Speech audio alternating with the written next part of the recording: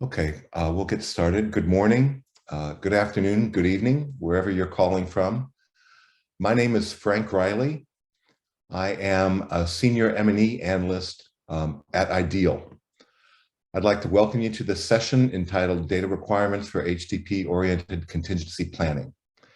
This session is the second of the thematic area in Ideal's knowledge sharing series, which focuses on data for decision-making in HDP coherence. Before we start, I'd like to inform you that this session will be recorded and that we are also providing interpretation in French. So please, I'd like to invite everyone to select their preferred language for this session.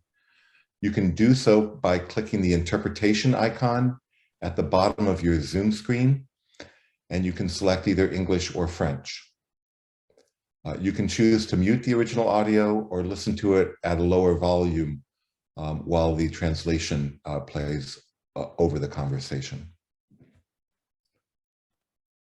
At any time during the event, if you have questions or comments, please use the chat box feature. We will endeavor to make sure that your questions are answered at the appropriate time, and there will be time at the end of the session for questions as well. So today, we're going to explore the data and analytics necessary to produce accurate scenarios for emergency contingency plans. Contingency planning is a critical element for shock-responsive HDP coherent programming. It is necessary in an adaptive management context to enable programs to shift or add resources during a crisis in ways that can protect the previous gains from long-term investments and to simultaneously provide more immediate emergency assistance to affected populations. These activities are often funded by crisis modifiers built into a program budget at the start. As those of us who work with BHA-funded RFSAs are aware, because BHA has access to separate emergency funding that other bureaus don't, these RFSAs don't typically have formal crisis modifiers.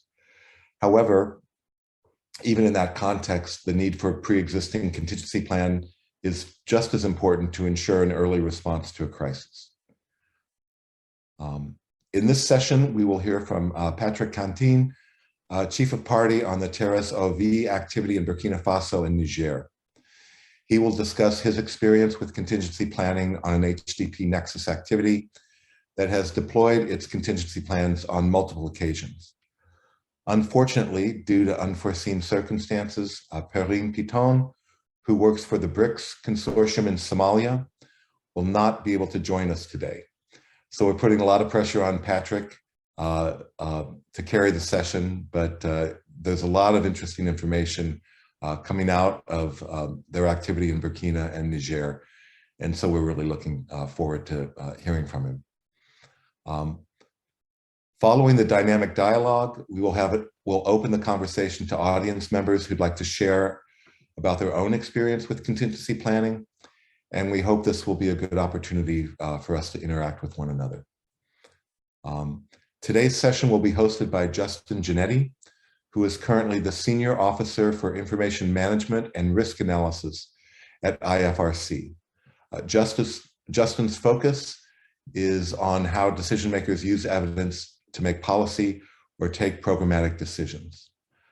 So with that, a very warm welcome to Patrick and Justin. And I'll turn it over to Justin to carry on. Thank you, guys. Thank you, Frank, and a warm welcome to everyone, in particular to Patrick, our guest today.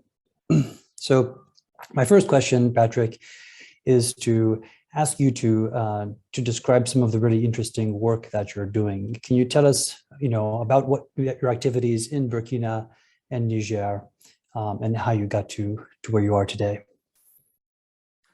Thank you, Justin. Good morning, everyone. My name is Patrick Cantin, and I'm the Chief of Party of the TROV activity.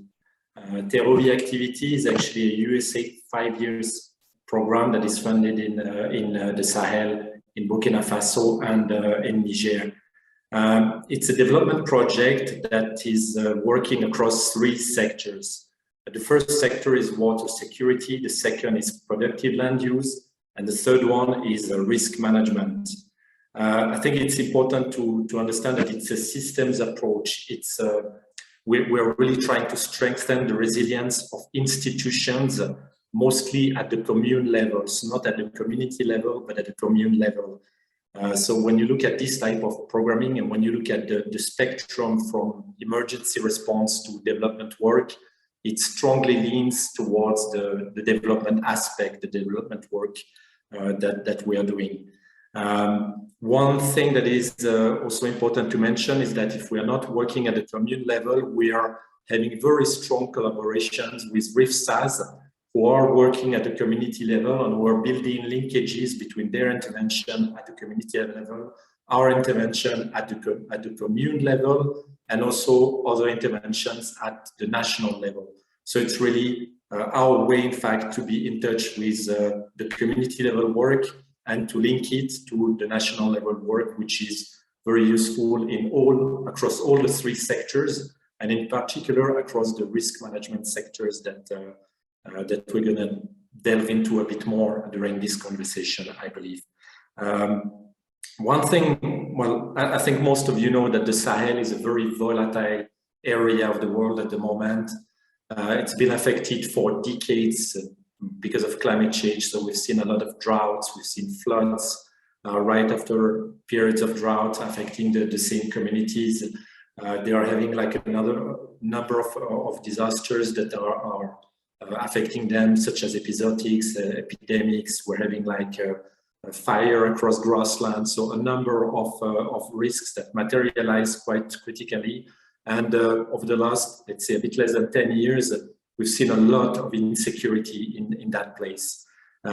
So the donor USAID, in fact, when funding the activity and even broader activities, because TOV is just one part of a much broader resilience in the Sahel enhanced activity, they expect the intervention partner, the implementing partners, to be in a position to change and to modify the course of action depending on what is happening on the ground. And as TOV started in 2019, from the onset, we had to make those modifications, those changes, due to the COVID crisis, which affected the whole world. So that's also one additional risk that we are not foreseen, but that challenged us to also make some modifications.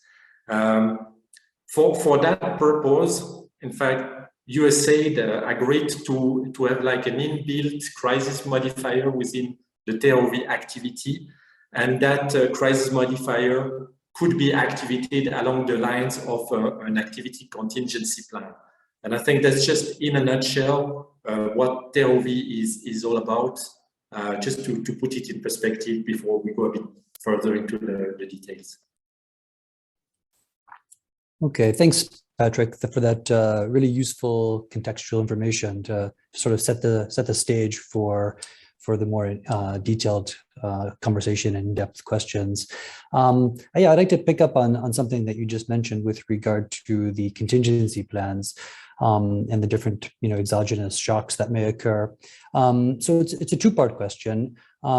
Firstly, can you explain a little bit what are the various scenarios that animate these contingency plans, if you will? And then second, what are the critical indicators that you use to define those scenarios and to monitor the conditions over time, be it, you mentioned drought, fires, epidemic, instability, et cetera.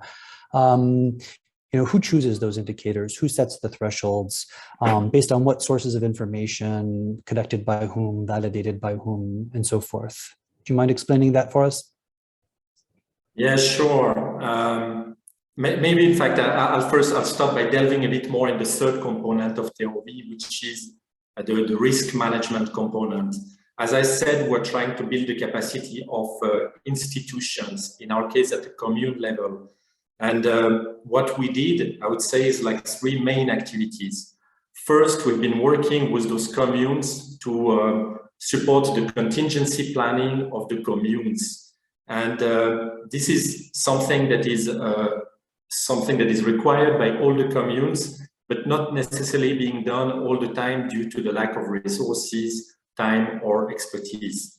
And what we did in that case is to really have like a participative process, uniting both the formal and the informal institutions, and getting them to have an assessment, their own assessment based on disaster risk reduction methodologies, and to come up with the plan to identify the risks that they are seeing for their communes, the ones that have materialized over the past years, decades, and to try to come up with some actions that could be launched in case of those crises happening.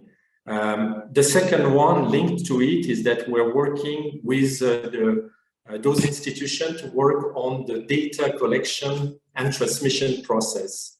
There's a lot of data that is being collected by the institution, by the national government, at the field level, at the community level, and those data are in turn transmitted to the commune level, and then to the regional level, and then to the national level.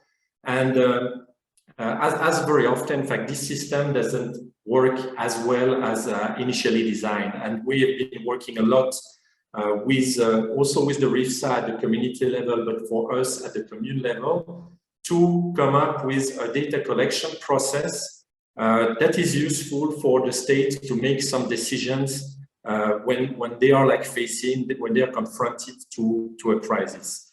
The third aspect that we did is to work on the dissemination of early warning system information using the same structures, in fact, using the institutional structures and working with them to disseminate that better in a better way. So in fact, those three activities, I would say, are linked, because you need some data to be collected to come up with an early warning system, to give this early warning information, and then in turn to do like the actions for the contingency plan. So that's a bit on the core project of TROV. So it's really something that is part of the development project.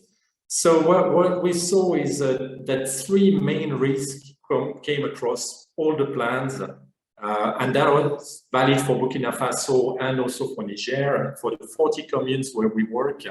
And those were like the floods, the drought, and insecurity. Other risks came here and there. There were like risks, as I mentioned, about grassland fires, epidemics, episodics that were also quite common. But those three ones were really the ones that were very likely to materialize in the course of this project and beyond. So when we did our activity contingency plan, so it's really important to differentiate. The activity contingency plan is linked to TROV, whereas the communal contingency plan is a plan done by the community, by the communes at their level. So when we were designing the TROV contingency plan, we took those three risks and decided that those ones were the ones that we wanted to be in a position to respond, because the likelihood of those risks to materialize were quite high. However, I just want to say that USAID also gave us the provision to respond to other risks if they materialize, with a process which is a bit longer, but still it's something that was open. So we were not like blocked into three risks. One thing also that when designing that we took into consideration is the team expertise. We were having a team that was working in three specific sectors, and it was important for us to add value to the intervention and a response if needed, and to add it based on what was on the team. The expertise, the various expertise, and the floods and drought and insecurity were clearly some things that we were having on board, and we were having a team we were confident could respond to that. When it came, for instance, to episodics, we did not have that expertise, we did not have that capacity. However, we could link it to some people from other agencies, other projects who could have that and who could respond in a much better and faster way than we did. So this is why also we decided to concentrate, to focus on those three main risks. So that's on the ones that we selected. Maybe on the second part of your question about the indicators. So I think that there's a slide that I wanted to share. I don't know, Mattison, if you could share that slide, which somehow supports what I'm gonna say. So yeah, thank you. Each risk, in fact, has a different set of indicator and threshold. Here I'm giving one example of floods. Don't worry, I'm not going to read everything through, but every other risk also has a similar process. So we split it in the different phases. Preparedness is really the work that we're doing in the core TROV project. So we didn't need to have like a threshold or a specific indicator to activate that. However, when it comes to stress, crisis, and recovery, those were some areas where we needed to have like a very specific threshold on some indicators to determine when we could actually intervene. So the type of indicator that we're having is geospatial data, in particular for the stress area. So sometimes we wanted to see what could help us foresee, in fact, the crisis that is looming, and that's in particular valid for floods and droughts. You can somehow have an idea that something is coming, and those geospatial data were very useful for that. On the other hand, we looked at some indicators that were collected by the communal risk management structures, because again, we wanted to use the data that is being collected by those structures, and to make a case of the utility for them to actually collect that. Maybe another reason is that those two type of data are quite sustainable, because they will not stop collecting those data. This is something that is part of the institution. This is something that is a requirement for those institutions, is to collect those data. It's also low cost for a project because it doesn't require to have an additional set of indicators, or you can add a few indicators that you want to collect and observe. But it's much less costly than launching a separate data collection process. And also, I think more importantly, it's really reinforcing the system. There are so many instances where we are trying on development projects to try to reinforce the system, to reinforce an institution to do their work. And in that case, data collection is part of their work.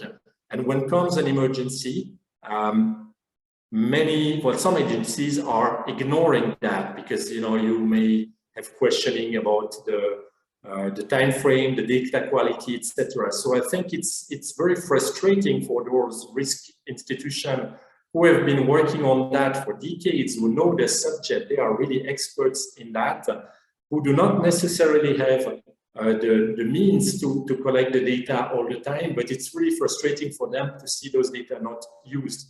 So we saw really many benefits of using those data collection at the commune level into our own activity contingency plan to really reinforce the development work while responding to a crisis.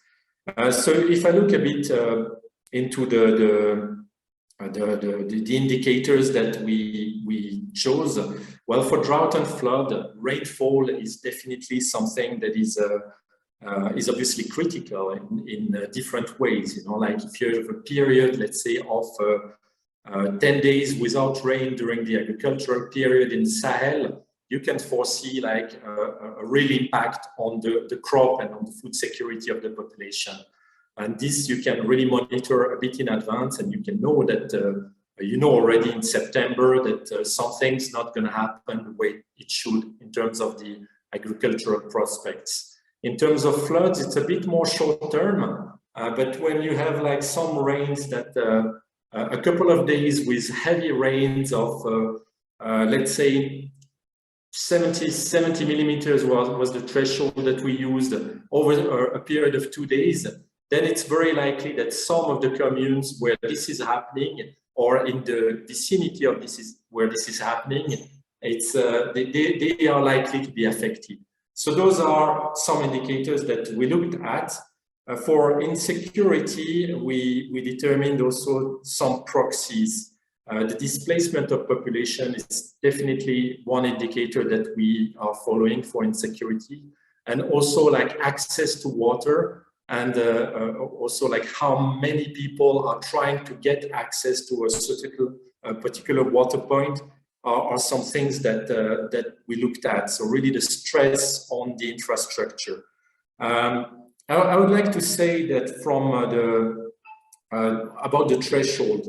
The threshold that we used are mostly inspired by the threshold that the state is using. We wanted also to align with the institutional framework and to look at to make sure that we are not stepping or making things completely differently than the institutions, and to see where, in fact, and when we should intervene.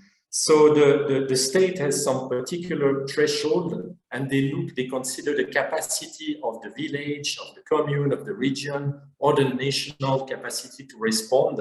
And depending on some threshold, for instance, the number of people affected will change. If it's 50 people, it's the village who should take care of it. If it's 300, it is the commune, etc. It determines those thresholds. So we wanted to align them to that, and as we were working at the commune level, most of the thresholds that we used were thresholds that were linked, in fact, to those commune level.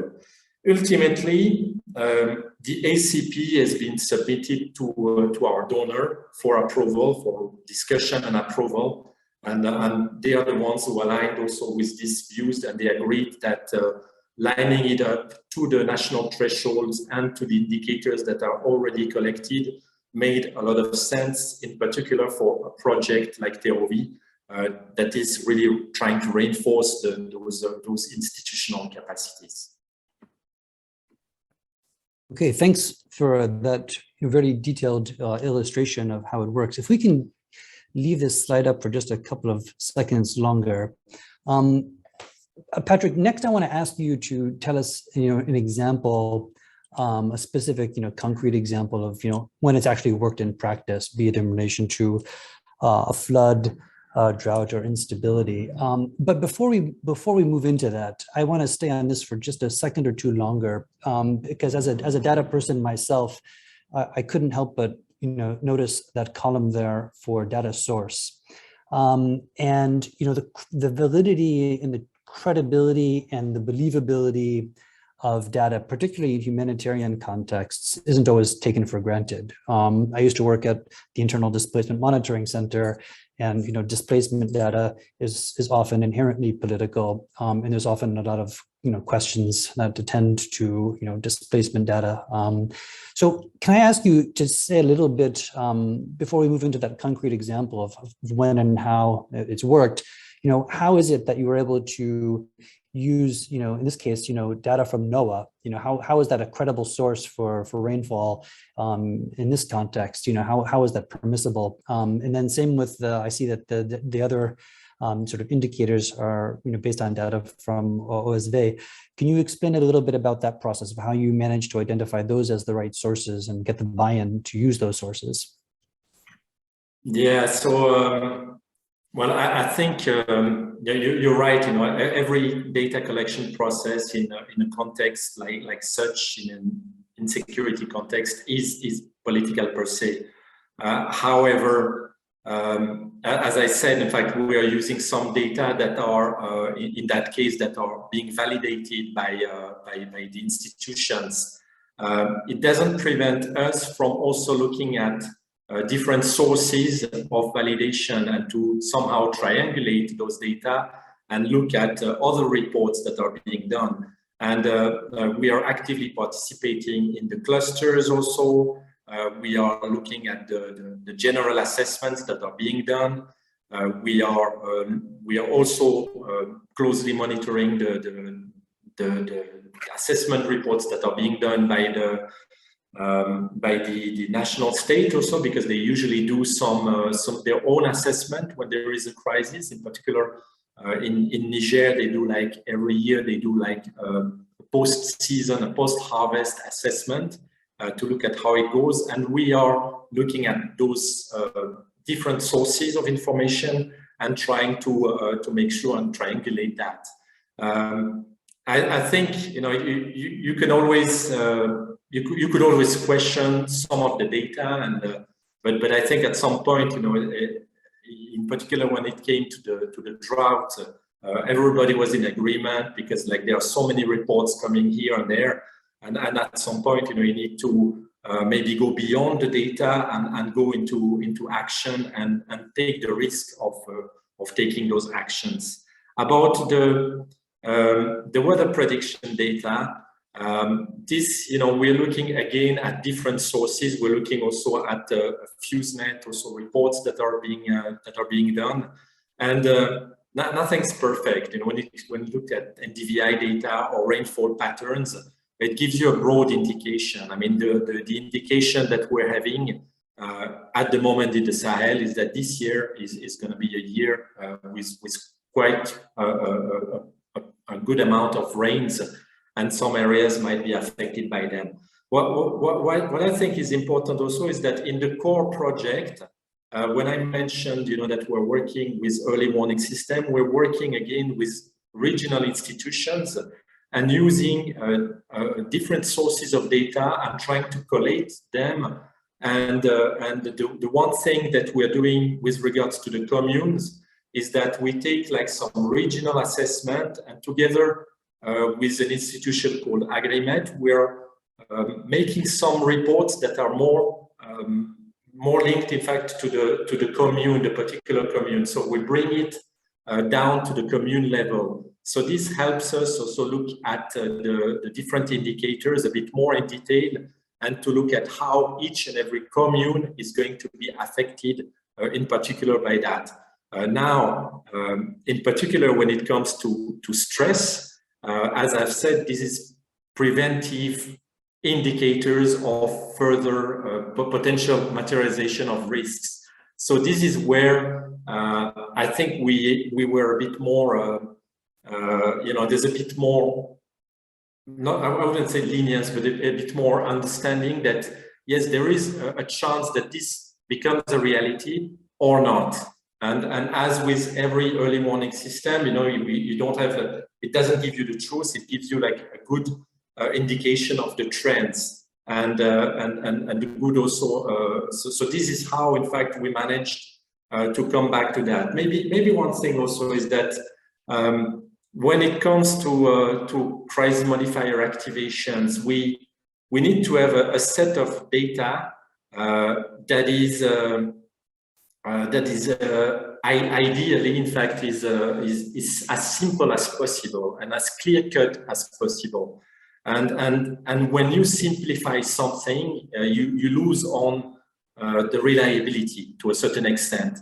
So it's also a choice that we try to do, is to try to find the right indicators, and the one that would give us sufficient information to be confident that that we should activate, in fact, the crisis modifier. But it's not university research. At some point, it's really research action, and we need to get the wheels in motion and to make some decisions. So for sure, I believe that from a data specialist, it might not be perfect, but that's a model that at least allowed us to really activate, put it in motion. And that's what we understand is the purpose also of those crisis modifier, is to really respond in times of needs. Okay, thanks for elaborating on that.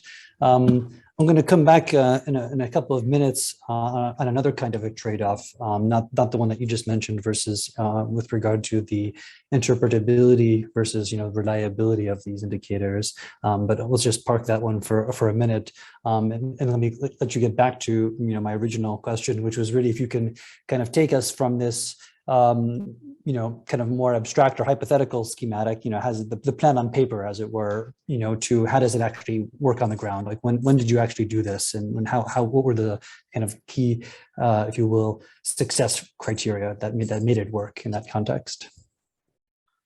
Yes, sure. In fact, TerraV in the course of the project has activated the crisis modifier 6 times so far. And at least, in fact, once for every risk that has been identified. Maybe if I can give you a couple of examples, the first one, there was a crisis in, well, as you know, there's a huge crisis in northern Burkina Faso.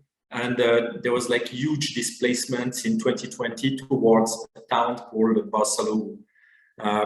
And the water resources were really overstretched, and it was in fact the need was very obvious. So in that case, in fact, the sheer amount of displacement of population was enough to convince the donor to activate, in fact, this crisis modifier. But we also looked at the other indicator, which was the stress on the water resources. And those water resources were really, really overwhelmed. We're having like 5 times, like 27% of access to water, and that was really quite low in that particular commune. So USAID agreed to actually activate, in fact, the crisis modifier due to this displacement of population, and we decided to rehabilitate some water point and to construct some other water points based on that agreement. And we worked with some institution that is actually managing water points in that particular place. So I think one thing that we did is not only it brought some relief, because it was clearly needed, and it's still needed. The needs in Burkina Faso at the moment are huge. But on top of that, what we did to create a linkage between, in fact, the emergency response and the development work is that we worked with both the commune institution and with the manager, the water point manager, to somehow encourage them to formalize the contractual agreement for the management of those water points, which had never been done before. So they were like really managing those water points. It was working, but it was not done like according to the process that should have been done. So it was really for us to take advantage of this intervention to increase the resilience of the commune, because then they have like a proper agreement with an entity. And it was also encouraging for the association, well, the water point manager, because that water point manager was in turn encouraged to also invest more in that particular commune, knowing that they could they would manage, in fact, those particular assets for the next years or so. So they were having an incitement to a certain extent to also invest their own resources, which happened later on. So I think this is a case that we presented also to the cluster, and a number of actors were actually inspired, especially emergency actors. They were inspired to look into a bit more into how to bring this link between the work that you do in emergency and how it can have like longer lasting impact. So that's something that I think encouraging them to look at water point rehabilitation or construction a bit more holistically is something that had like a positive impact. Maybe a second intervention, and that was more recently. There's a drought that affects some areas of Niger, and based on the data that we received and the various streams of data that we got, we decided, in fact, to activate it, some cash transfer intervention in the Tillabéri region of Niger. So in that case, I think the point is that, well, we used the data that was provided by the OSD, so those the risk management, the local risk management structures, and we confirmed them with some other assessment that came, and then we designed the activities along the communal contingency plan. So we really made sure to use, in fact, the planning process that was done by the communes, and when activating the activity contingency plan, to link it to the work that is being done by the institutions for the same reasons. How many times do you have some villages or some communes that are requested to build a contingency plan, the disaster risk management plan, and they are doing that process, but not necessarily in a position to fund those activities. And when there is a crisis happening, in fact, a lot of times agencies are overlooking those plans because they just don't have the time to look at that, because you have an urgent need to respond. And in our case with TROV, we were a bit in a unique position in the sense that we were having access to those plans, and they could help us design, in fact, the intervention in a way that supported the original communal plan. So also building their resilience, because they could see those plans in action and not just a set of plans being in a drawer in an institution, as it's sometimes the case. So for that, I think it's from our perspective, it's really a shift. It's not only building the resilience of those institutions, but it's really taking advantage of those crisis modifiers to go towards anti-fragility. Because in fact, it's when there is a crisis that those institutions are even more reinforced. So you not only respond to a crisis, but you in turn take that as an opportunity to reinforce the system, reinforce the institutions. So that's maybe two examples of what we did. Great, thanks. Actually, just as you were sort of wrapping up that that response, it was making me think that you're really making the case here for this kind of HDP coherence, and that when you work in this particular manner and you have the time to think ahead, as it were, it helps to build to build that coherence into the existing systems and structures. If we could loop back a little bit, I want to sort of basically turn that last question around, I guess. You've mentioned some of the factors, things like aligning with, national thresholds, and aligning activities with communal plans. As a data analyst myself, I like to think that the evidence will always speak for itself, and that decision makers will take decisions based on the evidence. But in the real world, that's not always the case. So what are some of these other factors that come into play that affect, say, whether it's the capacity, as you mentioned, there are capacity constraints or time constraints, or based on political will, or constraints about political calculus factors. Can you, in your experience, can you speak to what some of those factors have been, and how they may or may not have influenced how the evidence was used in the context that you've described?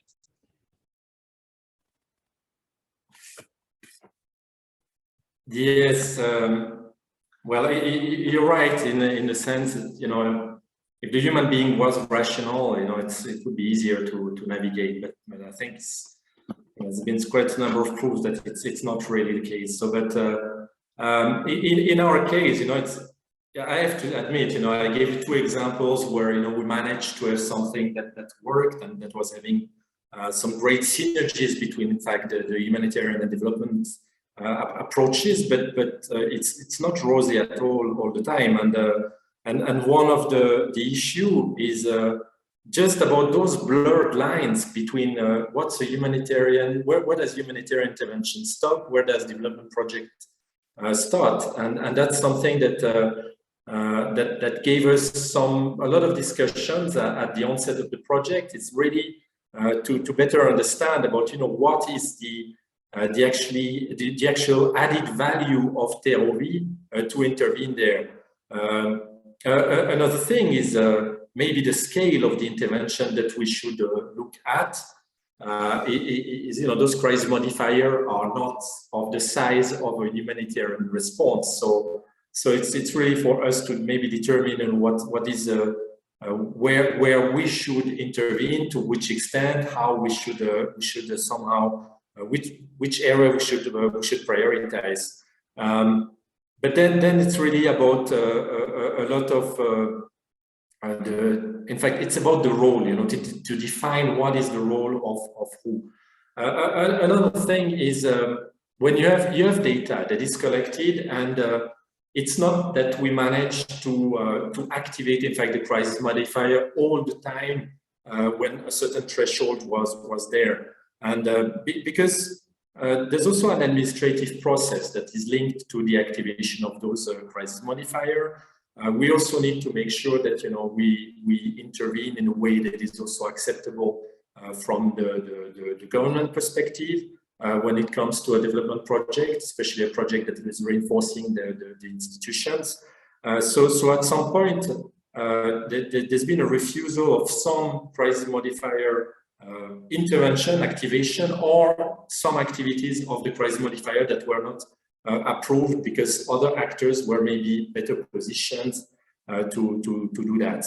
What is for sure also is that we've incurred a number of delays, so it's not as fast and as quick as we would like it to be. I have to admit that we've become better, but at the onset, at the beginning of TROV, it took us a lot of time to respond, and some of our responses were not really timely, I would say. It was still useful, I believe, but it was not like within the time reaction that was there. I think it's.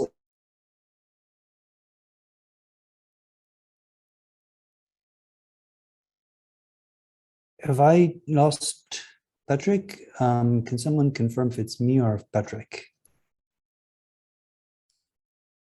Yeah, I've got Patrick frozen as well. Okay.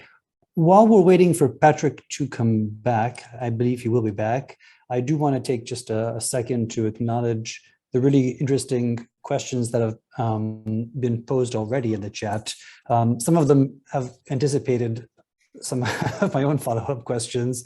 So just that means heads up to you, Lisa and Sylvia, that I'm going to be coming to you to elaborate on your questions and to give you a chance to intervene. But maybe before I do that, I just want to give Patrick, the opportunity to, to jump back onto the call so that he can hear your questions.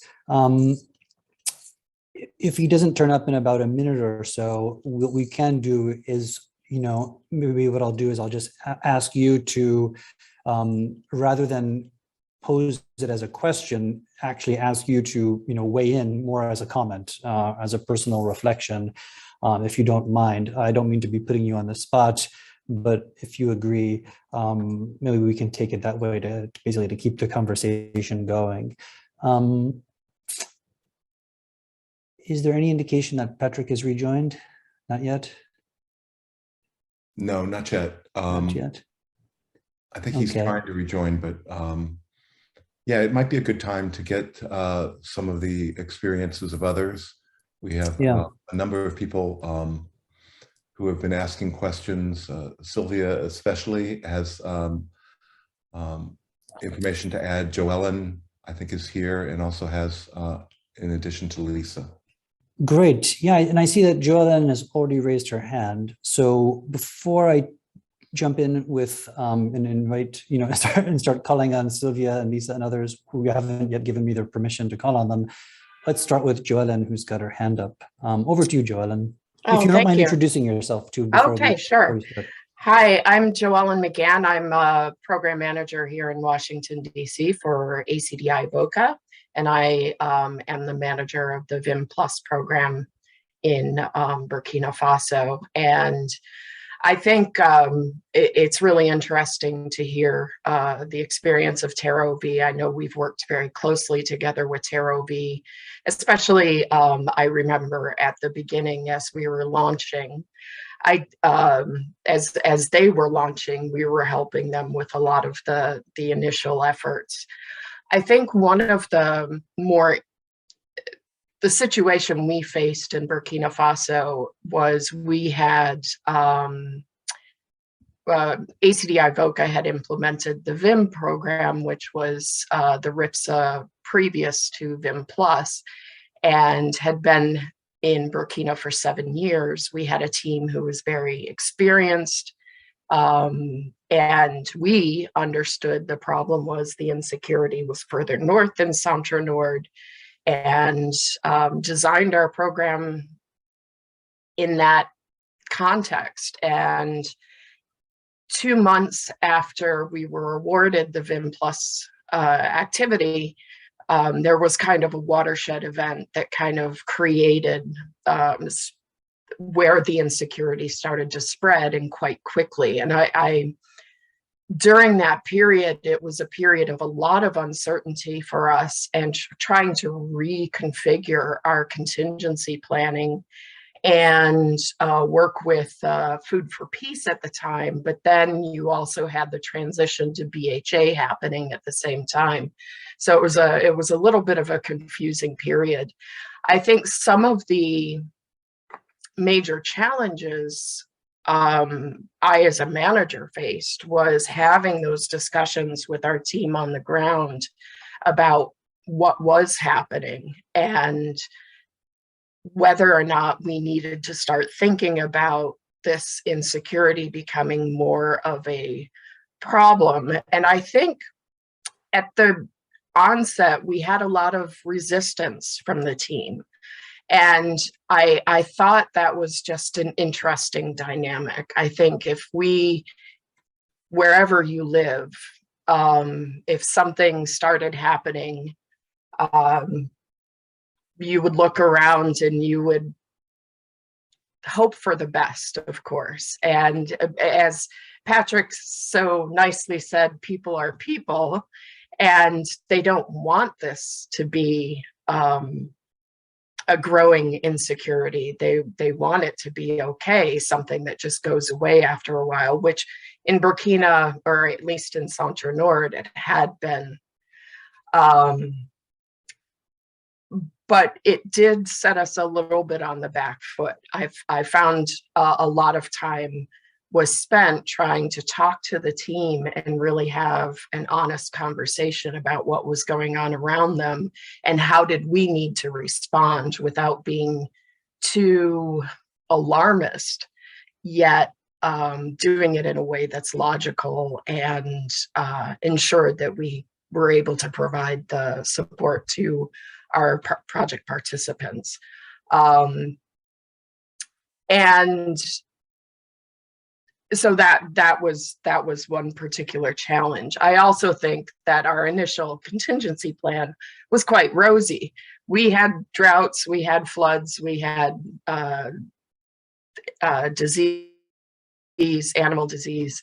We did not have insecurity in our original contingency plan. And so we really did have to rethink how we were going to do this. But I also feel that the expectations, when it shifted from Food for Peace to BHA, also shifted on what our role was, where Food for Peace saw us as really this machine that could flip between humanitarian and development work.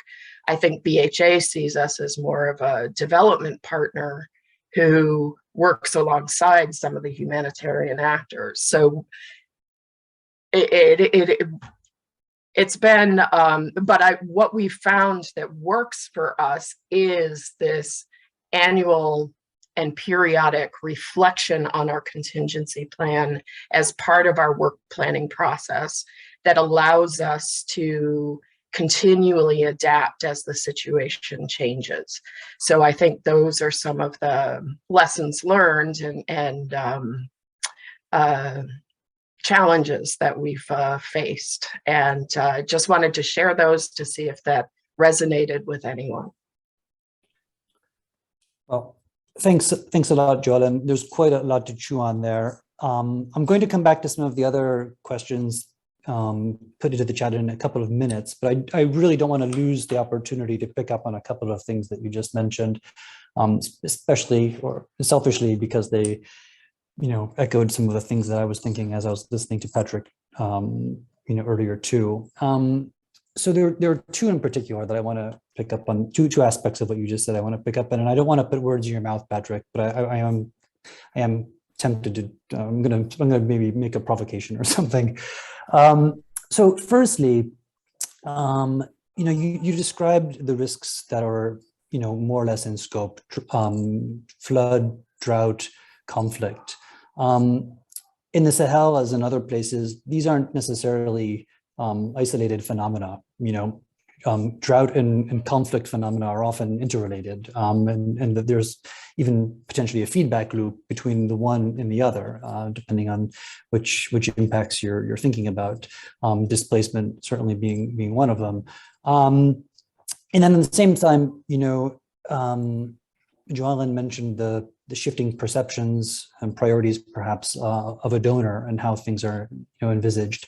And I think that leads me to my takeaway or my kind of diagnosis, which is that someone in the chat mentioned about whether you're talking about development or humanitarian action. This is just, life. Another way of putting the same thing, but maybe a bit more abstractly, is you're talking about a complex system here. And I think it begs the question, what do we want that system to look like? What's the kind of stable equilibrium that we're aiming for here, and who decides? You've mentioned, Joellen just mentioned, donor priorities and different shifting, based on the changes within the donor infrastructure, how those might shift. You've yourself mentioned, the different levels from the communal planning, to, up from there. How do you, so I guess the question is, how do you accommodate that kind of complexity, particularly, the complexity between the different phenomena, if we agree that they are in some cases interrelated, again, drought conflict or drought instability. And then is the answer, and again, this is my leading question aspect of it, is the answer in something that Joellen just alluded to, which is it's kind of the process. By having this process, it allows you to do that kind of transparent thinking, with the communities, with the donors, with the other partners. Let me just come back to you on that and get your reaction to it, Patrick, if you don't mind. Yeah, no. Thank you. I agree. It's a very complex process, and in fact, many of our interventions are very complex per se. And to be honest, the RIFs are very complex. So many activities that are linked and in a very volatile context, which increases, in fact, the amount of complexity. And when we work ourselves at the systems level, well, it's really for us, our key role is to look at those interconnectedness between the different components and between the contextual changes that happen, and to try to find the common denominator. A lot of the three risks will have an impact, let's say, on food security and access to water, and all those risks will lead to that. And that's definitely going to be in the Sahel, something that is going to be like very, very high on the agenda of everyone, because we're there for that a lot. But then when we designed, in fact, the activity contingency plan and the crisis modifier, we try to look at that, in fact, holistically, and to determine, what are the actions that we can actually do, and that will have like the desired impact. And that's an increased resilience of the population, a relief first, but then the resilience aspect of it. And for that, we need to make some choices. Well, I very much like the Pareto principle. 20% of our intervention are going to lead to 80% of the impact that we're having. So it's really to look at trying to look at which actions we can do in order to have that critical impact. And this is an exercise that is also difficult to do with the team, because when you ask a team, usually they are like, well, we could rehabilitate this water point, and we could do this, and we could do this cash for work intervention, and you could do everything, and at some point you need to make those selections. So this is where, in fact, this 2080 principle is quite handy in helping us determine what are the actions that we should do. And maybe it linked to what I said earlier on the indicator. We need to make those choices and to find maybe the simplicity on the other side of complexity, and which is easier said than done. But just to look at, to understand the system and the implications of one part of the system on the other, but then to come back to something that is feasible, given the time frame that we're having, given the team that we're having, and that's not always very easy. Maybe on the point about the staff that Jeline was making, I think yes, there has been nobody wants to see his or those countries in those situations, and it's hard to accept. We have seen a shift within our team where people are like, now we need to respond more given the intensity and the gravity of the crisis, and they are really willing much more to do some crisis modifier, to request, to apply, to make some application for those, because they see the need, and they also see what we managed to do with the previous ones, and they are really encouraging us to look at it more. But at the onset, it was not the same, and not only for the reason mentioned before, but also because when you're recruited, most of the time you're recruited for to implement a development project, or you're recruited to implement a humanitarian response, and that's two different skill sets. So I think it's important for the teams, in fact, to be aware from the onset that they will be involved not only in the development project, but that they also have a role, have something to add, in fact, value to add to a response when it's needed. And that's not something that has been an easy message to pass. Fortunately for TROV, as we were having this risk management component, we were having some expertise and some specialists of that linkage. Some people who have been involved in both emergency response and development work, and who know how this contingency planning functions and what the expectation is, and they could somewhat lead that within the other sectors of intervention and make sure that we could respond properly. About donor priorities, I think yes, there is some questioning that is, as mentioned before, about what is a humanitarian intervention, when is the added value of a development project to activate a crisis modifier, when the situation necessitates a more humanitarian intervention. That's a questioning that is taking place. I think those crisis modifiers are some mechanisms that are quite innovative, and they are not being implemented in every project in the same way. In fact, I've been working on some crisis modifiers in a different place before, and the modalities, the practicalities were different. So I think there's a lot of learning to be done around those, and to see when they are best used, and what they can add on top of a normal humanitarian response. I don't know if I responded to your question. Yeah, I think so. I've got a few more questions, but in the interest of time, I'm just going to at least skip some of them, because I want to make sure I save time for Sylvia and a couple of others to come in. I don't want to monopolize the conversation too much. But maybe before I turn over to Sylvia next, if I can just ask you, Patrick, well, first, thanks for all of the reflections up to now. But if I can ask you, what are some of the key lessons that you've learned regarding the contingency planning? You've touched on some aspects of it just, a second ago, but maybe more, to put it more, pointedly, what are you doing, or what would you do differently in the future? Or, if you had a magic wand and can go back in time or something, what would you have done differently, as a result of the lessons that you've learned from your experience up to now?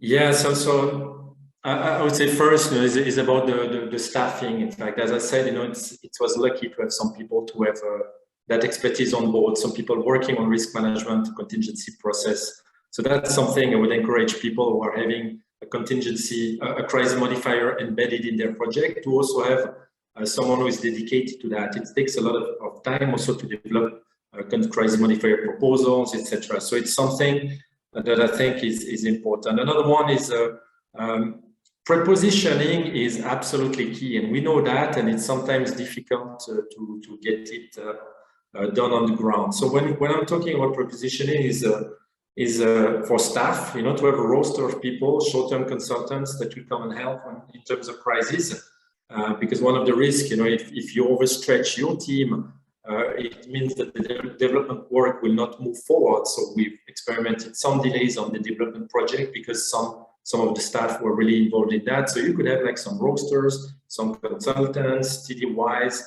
So that's something that it could be done, but also for contractors, when you're doing like water point rehabilitation with the processes that we're using, it takes a lot of time. So those are contractors that could be pre-identified and used so that so as to have like a proper response quicker. Implementing partners also, you could preposition them also and work with them instead of doing a selection process in the course of the project. Some people are very much like in the field, and one example I would like to give is the Croix Rouge, the Red Cross in Burkina Faso is actually part of the institutional risk management system, and they have the capacity. They are in every commune. So we have developed some MOU with them, but it's something that I would have done like earlier if I had known that in advance. So there are some partners that have capacity to deploy and to being able to respond faster. And then of course the stock, but the stock is never something that people like to have, contingency stocks, because what happens to the stock if it's not used, etc. There's a lot of administrative issues around that, but we found some ways, in fact, to start working on those stocks by linking it to the commune contingency plans. Because if those stocks are not used this year, they will definitely be used in the next 3 to 5 years. So meaning that it's not and they will be managed by an institution that is on the ground already, and whose role is actually to manage those responses. So it's not as if we were having something in our warehouse and we wouldn't know what to do. So in fact, that's about the prepositioning. For me, the key and that I really developed more during this project is the involvement of those risk management institutions. I think we should stop overlooking them completely. They are not perfect. They are not, everything is perfectible, but there's something to build on. And I think those institutions, if we don't involve them in terms of crisis, when would we do that? And why would we reinforce them if we don't involve them and put them in their dual role when there is in terms of crisis? So that's maybe those are some of the things. Maybe on the operational and administrative aspects, it's good to know that having 6 crisis modifiers that are ongoing until the end of the project, plus the normal project, is like having 7 different projects. So that's not always easy, and it's maybe a bit of a stretch on some that were not foreseen that way. It's not, there's some things that I think in terms of process, when it comes to the development of the proposal, to the design, to the activation, to the implementation, that can be perfected. And as I said before, we are a bit quicker now than we've been in the past, but I still think that there's a lot of room for improvement from our side and from our organization side, but also some discussion that we could have that we want to have further with our donor also, to make it a bit more, to make it a bit smoother and to be a bit more reactive, for instance. That's something we've not been as good as wanted, I think, and it's a shared responsibility. But it's yeah, it's good to have room for improvement, let's say, and there's definitely some. Well, thanks there. I mean, it sounds to me like, the notion of learning is sort of baked into this in the first place. So I appreciate your candor there. I also, again, I'm not making, I'm not paid to plug TerraV here, but it also sounds like to me, having listened to you and from my own experience, that by having made those initial investments in those systems, in successive years, once those are in place, you can speed up and accelerate since you don't have to, develop them from scratch in the first place. But enough from me. I want to turn now to the participants, and in particular to Sylvia, because I see Sylvia's come in a number of times, and I really leave it to you, Sylvia, since you've weighed in on several different points in the chat to to decide which you want to emphasize with your intervention. If you can take us from the Sahel to the context across the continent in Mozambique, what is your experience and what do you want to reflect on? Hi, thank you, Justin. Thank you, Patrick. Good morning, everybody. So yeah, I come from an absolutely different context. I am based in Mozambique with the World Food Program. And so many of the points you mentioned, Patrick, are really sounding very familiar or very similar issues that we're facing. So actually, I've been mind mapping the whole time you've been speaking. So very interesting also the comment by Joel and how at the beginning insecurity and conflict were not really included in the contingency plan, was not something that was expected to escalate. It's something we are actually seeing also in Mozambique with the increase of the conflict in the northern region of the country. We are working there mainly as part of the response, and we're going to start from this year to work on the contingency plan and see how much we can anticipate and better respond by better planning. But of course, it's something that is still at the initial steps of the work we're planning to do, especially because apart from the, of course, support the WFP gives to the National Disaster Risk Management Institute, we've been starting a few years ago to introduce the concept of anticipatory actions. So instead of doing our contingency response action based on the monitoring data, to do that based on the forecast. It's something also the Red Cross and the IFRC movement are really familiar with for a number of years now.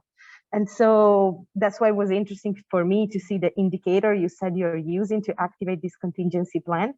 We're always looking at them in terms of what can we forecast in order to act early. And definitely with conflict, that's probably one of the most challenging ones to forecast the impact, the impact of displacement, the impact of the pressure of the infrastructure that you mentioned. Absolutely very interesting. So, well, it's a bit hard to say where to bring this because, again, there are so many points of interest. But I guess one of the last points really on, which also links with the discussion ongoing in the chat between the development and humanitarian work. I think contingency planning and anticipatory action we are really starting to move on the nexus. I think all the time we're mentioning the nexus and we've seen very, little concrete action about it, but I think we are starting to get really much on implementing what it means to link in these two. Absolutely, the fracture between humanitarian donors and development donors does not help to bring this together and to find ways. And we're also exploring the crisis modifiers options to bear, one of the options to finance this nexus. And another thing we're working in Mozambique is the sustainability of this. So I think it was a question again from Lisa in the chat about where would the commune go to once the project of the TerraV is over. In Mozambique, they just approved the National Financial Protection Plan, which really wants to look at the whole continuum of the disaster management. So really trying to identify different tools that can be used to plan and to finance disaster risk. And I'm speaking mainly about natural disaster, but I guess we could elaborate further on that. But so the point is really the introduction of different tools to finance, to find sustainable way to finance that. In Mozambique, there is now a national fund of disaster management, where all the original structure of this fund was that all the donors can put money in there, and then according to certain rules and very strict rules, the state and the communes or the district or the province can have access to these funds to finance their activity. So once a certain level of alert is issued, they can access to these funds. So this is a contingency funding example. But very interesting, this cannot be activated for drought because there's not a national alert system for drought. So this is something, for example, that we are trying to address through the project. But then the government is also looking into other ways of financing this through innovative tools like anticipatory action through forecast-based financing, but also insurance. And insurance against climate disaster, I know it's something that is also active both in Burkina and in Niger through the ARC company, the African Risk Capacity. So I guess this broadened up the conversation a lot, but it's absolutely interesting. Not sure if I had a comment or a question, more a lot of ideas. Thank you very much. Oh, thank you, Sylvia. There's quite a lot there to come in on. From the Red Cross perspective, it's interesting, just since you mentioned risk, because we obviously work in collaboration with all of the national societies. And in particular, in the context of anticipatory action and enabling and facilitating the national societies to take anticipatory action, it's really critical that we have a common understanding of who owns what risk. Once it reaches a certain threshold, that risk might be sort of either transferred or then become shared by the International Federation or by partner national societies or by the UN, depending on the specific context. But the most important, and this is what I want to bring it back to, is not to bring up the Red Cross Red Crescent movement or anything, but just to have a clear analytical framework. And that's what I'm sort of been wondering, kind of in the back of my head here, is by being able to articulate very transparently an analytical framework, even as in a simplified way as what Patrick was demonstrating in that one slide he showed us. I'm wondering if that's part of the solution here, is to make it very visible what's in scope, what's out of scope, at what point does something become in scope. I think the next step sounds like being a way to find a way to more formally link up some of these interrelated risks more explicitly, as if we acknowledge that they are indeed part of the picture, so to speak. Maybe if you want to come back on that, Sylvia or Patrick, I don't know if that resonates with either one of you or any of the other participants, or if anyone wants to challenge that, because maybe that's a bit too blue sky thinking, perhaps. Maybe over to you, Patrick, if you're not muted. Yeah, I'm not muted, but I think it's really it's really to find this balance between this complex activation process and the action. And I think this is where from the field perspective, we feel sometimes we're over intellectualizing, in fact, the process, and at the end of the day, it's harming the activation process. I understand also, like, and that the proactive, we're taking some data, a bit more like forecast data. That is something that I think there's some good work that can be done. We have started a bit on that, and as mentioned also in the comments by Sylvia, I think there's been a lot of work to try to link different institutions within the country, and to also use, in fact, some indicators around the SAP, which is the system, the early warning system of Niger, and to collate, in fact, all those data. There's still some interventions that do not try to link up with that, but I agree that some efforts are being done by WFP and others to actually come up together and have like a joint set of data that allows us to to work on one thing, because that's another thing that is that doesn't make sense to have so many institutions trying to develop those frameworks in a way that there's a lot of data that is that could be used by many institutions. I mean, the needs are so huge, you know, there's a room for every organization to activate, but what's the purpose? What's the point of having, let's say, 10 organizations looking at different alert systems and indicators and threshold, when we know that you know there's a crisis coming, and that we could put our efforts more in the response and leave that to a special node. I think that's the idea around that group in Niger, is to really collect this information, look at the various needs, because also we have different needs from different node donors to activate the responses, and try to be as comprehensive as possible in one single system, ideally that is state-led, because this is sustainability is going to go through that. And then if there is like some institution that needs some additional information here or there, they can still run their particular assessments. So that's yeah, I was actually also reading a bit on the comments, and sustainability, you know, when it comes, you know, who will fund that? One way that we've been looking at is to we are in building the contingency plan, the communal contingency plan in the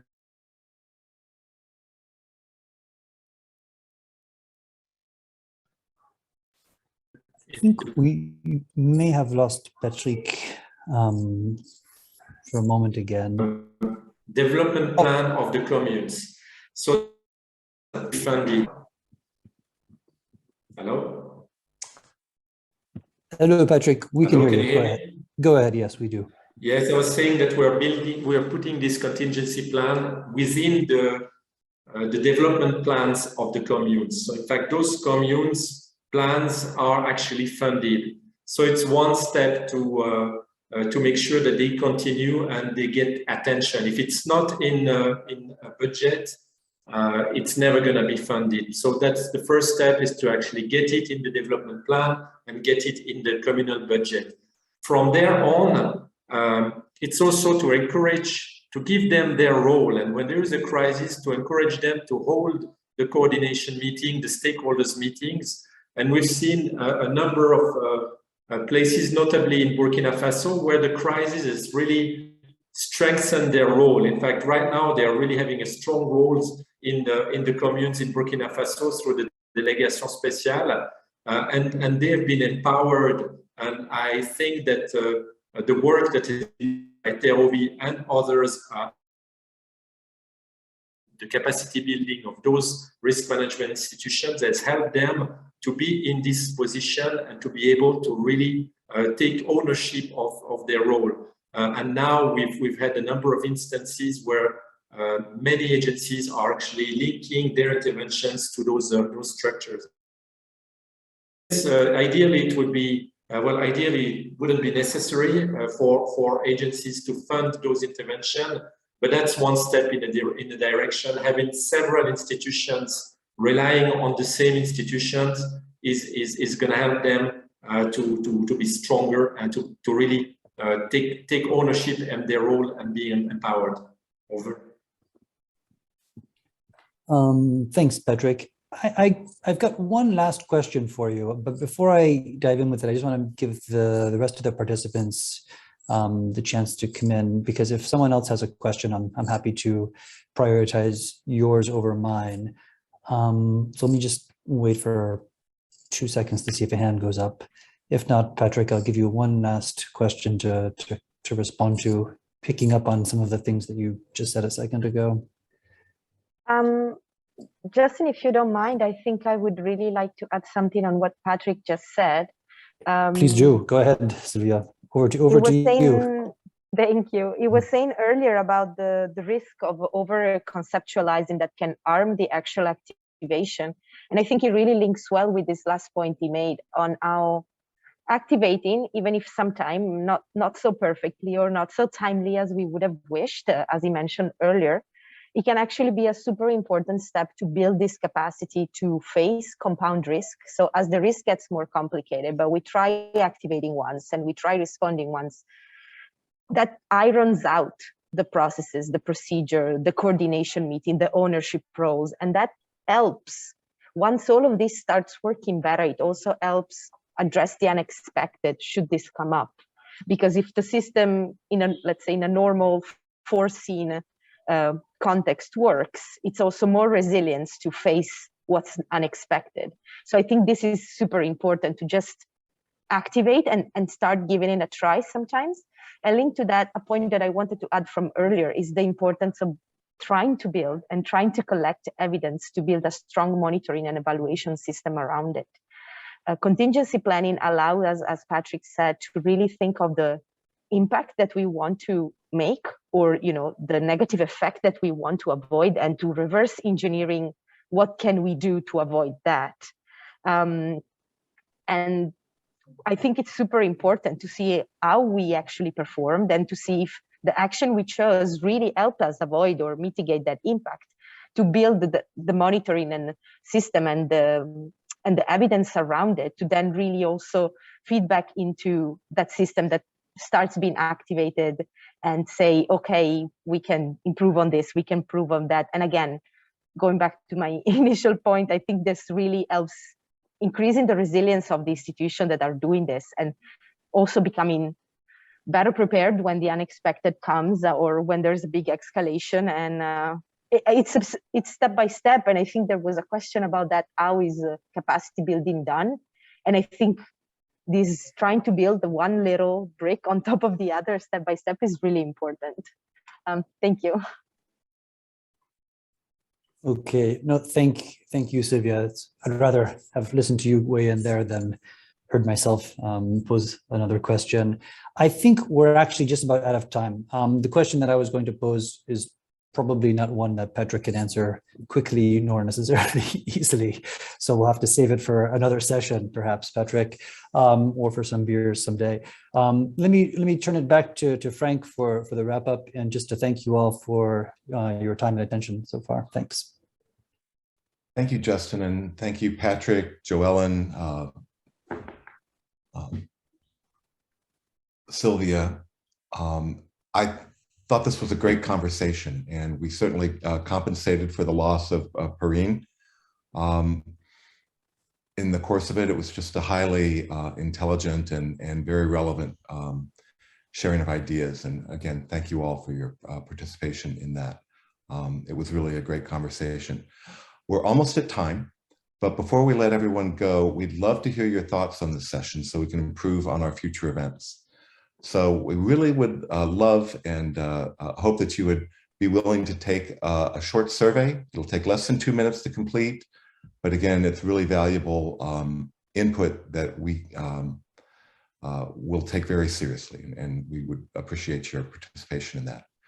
While you work on that, I want to say also that IDEAL has created a course and a tool that facilitates planning for change in conditions with an adaptive management approach. Similar to what we're talking about here, it's a little bit broader in its scope than this conversation, but it's relevant. You can learn more about it by clicking on the link that Suzanne has placed in the chat box. Again, it doesn't go into the same level of detail as many contingency planning guides. It's a useful introduction to a practical, strategic, and intentional process that helps teams and organizations anticipate, plan, and be prepared for change, respond effectively to changes in operating contexts, and build a team culture that values continuous learning and adaptation. And those are all topics that were touched upon in today's conversation. Also, if you haven't yet, please register for the session tomorrow that will focus on the use of humanitarian evaluations for development programs and just the whole process of sharing data across humanitarian development and peace silos, breaking down those barriers, and improving the efficiency of using information across these pillars. So thank you all again for joining us. We hope to see you on Thursday. We'll keep the Zoom meeting open while you complete the survey. thank you all again, and goodbye.